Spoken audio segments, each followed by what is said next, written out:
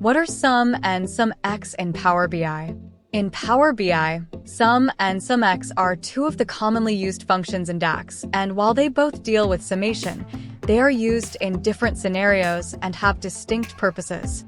The sum function is straightforward and is used to add up all the numbers in a single column.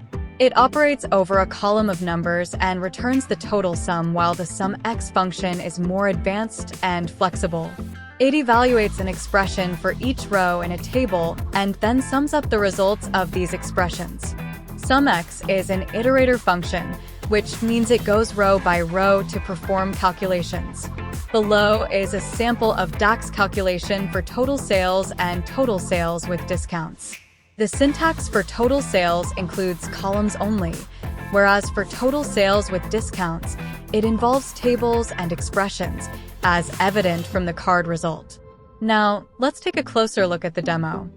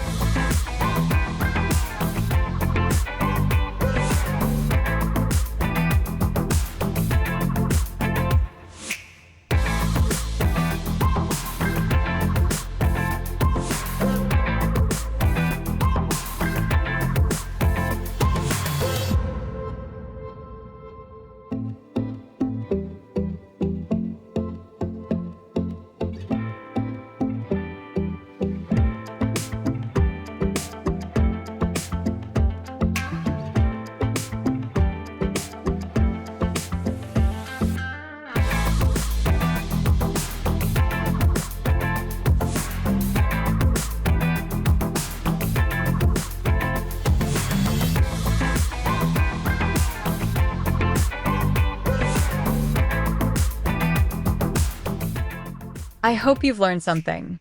Now, let's explore some key differences. Use case. Sum is used when you need to add up all the values in a single column, while SumX is used when you need to perform a calculation on each row and then sum the results. Performance. Sum is generally faster because it is a simpler operation, while SumX can be slower because it performs row-by-row calculations. Flexibility. Sum is less flexible, suitable for simple additions, while SumX is more flexible, allowing complex calculations and custom expressions for each row. So always remember, use sum for simple addition of a single column calculation and use SumX for row-by-row calculations or complex expressions. Note, SumX can be less performant for large datasets compared to sum.